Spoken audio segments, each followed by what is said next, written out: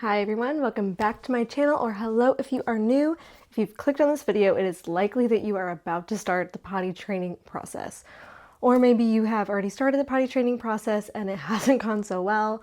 Or maybe you're like me and you have potty trained a kid before, however, you're about to start round 2 and you just do not want it to go the same as it did the first time. I got you. If you are new, my name is Haley and I'm a toddler mom of 2, and I share all my tips and tricks that have worked for me just as a normal mom to help each other out on this crazy motherhood journey. I also share simple and quick prep activities over on Instagram and through my play guides. I've helped over 300 families create the daily habit of connecting through play and fostering independent play skills through activities that take no more than 5 minutes to set up, usually seconds, using items you likely have at home. So if you're interested in that, make sure you check that out below. And make sure you hit subscribe for activity content as well. All right, but back to the reason we're here today, potty training. I am about to start the potty training process with my 2-year-old, and he is my second child. So I have potty trained a kid before. However, honestly, it was not a great experience, and we can only go up from here. So here are 5 things that I wish I knew the first time around, or that I took from that journey of potty training a kid in the past. And these are the things that are literally going to make your experience so much simpler and stress-free. Here we go. Number 1, do not underestimate the prep. And honestly, this prep can start months in advance in the perfect world. If you're like, I'm watching this video and I'm potty training tomorrow, that's okay. There are things that you can do days in advance. But in a perfect world, I really truly believe after doing the potty training process one time and having it not go well, that the prep is crucial. Okay, so what do I mean by that? I truly mean familiarizing your kid with the potty process. So some examples include, if you do screen time watching some programs that talk about the potty. There's a really great Daniel Tiger clip that we watch on YouTube. It's mainly just like a song and it's like a 5-minute video. We also have the Daniel Tiger Yodo player card that's all about the potty. And there's a bunch of different potty scenario stories. I love that. That's screen free, but they still are listening and interacting and hearing. And that's been really great for my 2-year-old to just learn about the potty. Additionally, I'm a firm believer in putting the potty out months in advance, or weeks in advance, or days in advance. I feel like with my daughter, I was told like, don't do that. But honestly, she was kind of scared to sit on the potty, and it was this weird like new thing to her. And I really truly think that having the potty out has helped my son. Like sometimes he just goes over there and sits on it and he's not scared of it. Just kind of changing how his relationship with the potty, and it's not this weird new thing the day of. The other thing is inviting your kid to watch you use the potty, familiarizing them and making it seem okay and not weird or nothing to be embarrassed about. So if you can, have them come with you into the potty and be like, listen, do you hear the pee going into the toilet?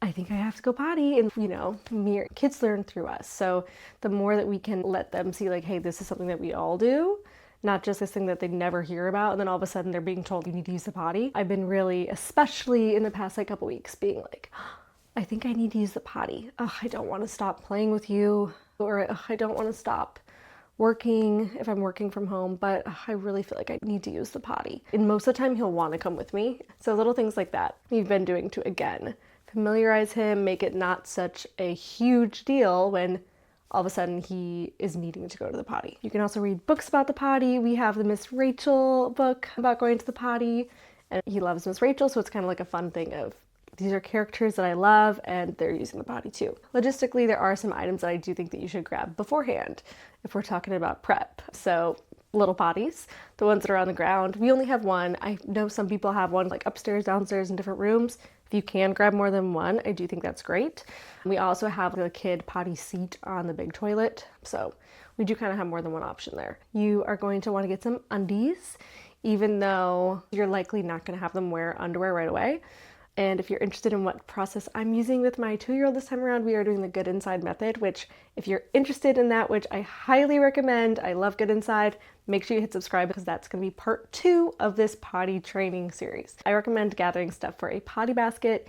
These can be special toys that they have right near their little potty. It just kind of makes it fun. It helps if they need to sit there a little bit because poop might not happen right away, or even pee. So right now in my son's potty basket, we have the Miss Rachel potty book. We have a bus because he loves buses, and we have a Love Every threading toy. So different things like that. It doesn't need to be much. You can rotate it out. Bubbles are great, coloring even, but just having some stuff available. I'm not going to push it too much, but it is there if they do need to go and it looks like they are like struggling to sit on the potty. Other things, if you have those puppy pee pads, I think those are great to like put on your couch. I would roll up your carpet if you have a carpet on the, or a rug on the ground. Anything that kind of just makes cleanup a little bit easier because accidents are going to happen. So for us, we are rolling up our rug downstairs, and I'm going to try to keep my son downstairs, not upstairs in the playroom for the next couple of days, just because it is carpet up here and it is a lot easier to clean hardwood floor. All right, tip number 2 is do not rush it. This is your kid's process and it is not your process, and they're not going to do things on your timeline or on anybody else's timeline. One thing that I think is really important is just because your neighbor down the street is potty training, or just because your sister potty trained their kid by X age, does not mean that you need to potty train your kid at that exact same time. Everybody's timeline is different. And if it's as simple as you are just not mentally in the space to potty train your kid right now, then that's okay. Wait until you are in a good headspace to potty train your kid. And again, don't rush it. A lot of people talk about the 3-day potty training method, but I really want to stress, like when I came into it with my daughter, I really was like, oh, 3 days and we're going to be good. And no, we were not good. So just try not to be too in your head about that, thinking at the end of 3 days, my kid's going to be magically potty trained and we're not going to have accidents and we can leave the house and it's going to be totally fine.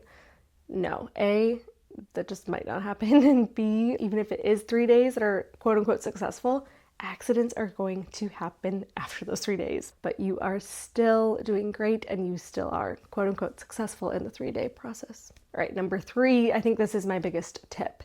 Your mentality as a parent is, I think, the most important thing here, and how you react during this process. I love the good inside potty learning process because it really brings in our triggers and really just coming from a place that's like holistic about your kid and their feelings and learning their body. But in regards to this video and tips of what I've learned from my previous experience, I swear I think that my husband and I were the problem the first time around because we reacted so big. Not on purpose, but when you see your kid peeing on themselves or on the ground or pooping on the ground, it's really hard to ground yourself and stay calm and not overreact. And I think, quite frankly, half of the problem was us overreacting, not coming from a place of like shame or anything like that. We thought we were doing the right thing, but I think we just were too much. So your mentality as a parent and being able to sit in that and know that those things are going to happen and be prepared to be calm and know that accidents are going to happen is very important. Tell yourself it's going to be messy. Tell yourself that this is not going to go perfect because you're not in control of the situation at all. And once we know that, it's going to go better. Number 4, make it fun. There's so much pressure on them. We want to make this a fun process for them. Joke around with them. You can sing a potty song if they are successful in the potty, right? Like, make it a fun process so it's not this weird, daunting thing that they're doing and now they're losing their diapers. I think our kids sometimes, even though they do want to be independent, I think that there's like a part of them that it's scary to grow up. So I think making it fun is just going to help everybody in the process. It's going to help us as parents in the process, and it's going to help them. Have some popsicles around, more treats than normal, play games, do special things to make this time and this bonding time with your kid really fun. And number 5, it is okay to stop and pause and restart this process if it does not go as planned. And when I say that, I don't mean, oh, my kid's having accidents, they're not ready. I mean, if it's day 2 and you guys are losing it and you don't feel like you're responding in the way that you wanted to in this process and your kid is not having a good time and just nobody is having a good time mentally, it's okay. With my daughter, we actually had to do that. Again, I think part of the problem was the way that we thought we were prepared and we didn't really know what to do until we were actually in the situation. And it's okay. It's hard not to feel judged or like you did something wrong, but honestly, your kid is going to learn how to use the potty. You know what I mean? They really will. It might not feel like it when you're like, oh my gosh, it doesn't feel like anything's happening, but they will. So if you need to restart the process or you need to pause and give it a couple more months, that is okay. And I wish I knew that and I wasn't so hard on myself the first time. But anyway, potty learning, potty training, I'm not gonna lie, after my first was like my least favorite milestone. or thing in parenting. I know that I can only go up from here, but I am a little bit nervous for tomorrow, I'm not gonna lie. That is when we're starting our journey with my son, but I know that I'm a lot more equipped and I know a lot more things. I know ultimately that I'm not in control. So again, these are my 5 top things that I took away from that experience with my daughter. And stay tuned for part 2. Make sure you are subscribing because I'm going to share everything about the good inside potty experience and why I think it is such a game changer for our kids, not just in the short term of those 3 days or whatever, but in the long term. Because again, with my daughter, it's kind of been a struggle for the past 2 years of her relationship with the potty and her relationship with going to the bathroom and pooping especially. So I'm excited for this, and I think that it really will be great for my son and for us, and again, just kind of holistically helping him grow up and being aware of his body, and I can't rave enough. So I hope this helped you on your journey, and I hope you start some prep and start getting into the potty process, and hit subscribe for video number 2.